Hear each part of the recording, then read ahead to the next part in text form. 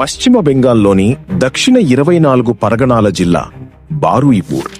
కోల్కతాకు దగ్గరగా ఉండే ఈ ప్రాంతం 2026 జూలై మొదటి వారంలో దేశం మొత్తం దృష్టిని తనవైపు తిప్పుకుంది.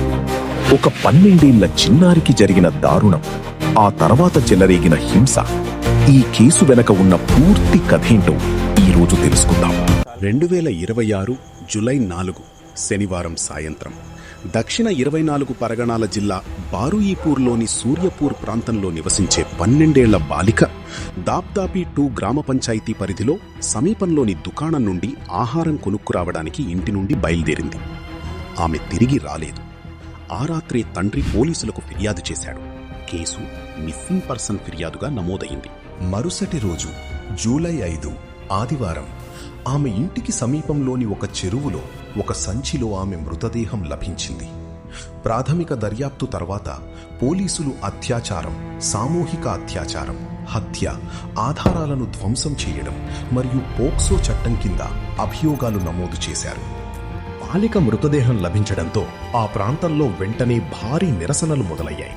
స్థానికులు రోడ్లు, రైలు మార్గాలను దిగ్బంధించారు, టైర్లను తగలబెట్టారు, పోలీసు వాహనాలను ధ్వంసం చేశారు.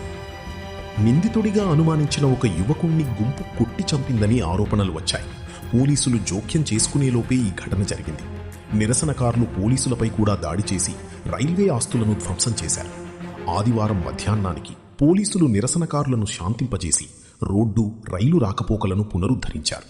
ఈ హింసకు సంబంధించి అధికారులు 3 అదనపు కేసులు నమోదు చేశారు. మూకదాడి, రైల్వే ట్రాక్లకు నష్టం మరియు భద్రతా సిబ్బందిపై దాడి. బారూయిపూర్, నరేంద్రపూర్, సోనార్పూర్ ప్రాంతాల్లో సెక్షన్ 163 BNSS కింద నిషేధాజ్ఞలు విధించారు. అదనపు ఎస్పీ పినాకీ దత్తా నేతృత్వంలో ప్రత్యేక దర్యాప్తు బృందం SIT ఏర్పాటైంది. తొలుత 2 అరెస్టు చేయగా తర్వాత ఆ సంఖ్య 3కి పెరిగింది. ప్రధాన నిందితుడిగా ఆనంద్ సర్దార్ను గుర్తించారు.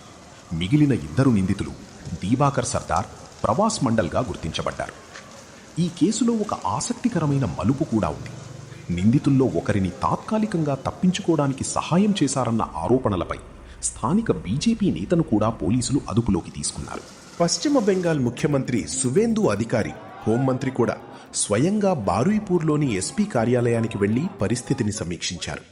బాధిత కుటుంబాన్ని కలిసి నిందితులకు మరణశిక్ష కోసం ప్రభుత్వం పోరాడుతుందని హామీ ఇచ్చారు.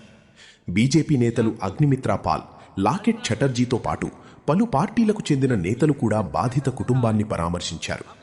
బాధితురాలి తల్లి తన కూతురుకు జరిగిన అన్యాయానికి నిందితులను కూడా అదే విధంగా శిక్షించాలని, ఉరితీయాలని బహిరంగంగా డిమాండ్ చేశారు.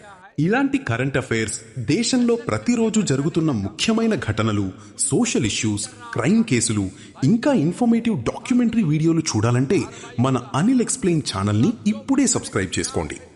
ఈ వీడియో మీకు ఉపయోగపడిందని అనిపిస్తే ఒక లైక్ చేయండి. మీ అభిప్రాయాన్ని కామెంట్లో తప్పకుండా చెప్పండి. అలాగే ఈ వీడియోని మీ ఫ్రెండ్స్తో షేర్ చేయండి. మళ్ళీ ఇంకో కొత్త ఇంట్రెస్టింగ్ టాపిక్తో కలుద్దాం.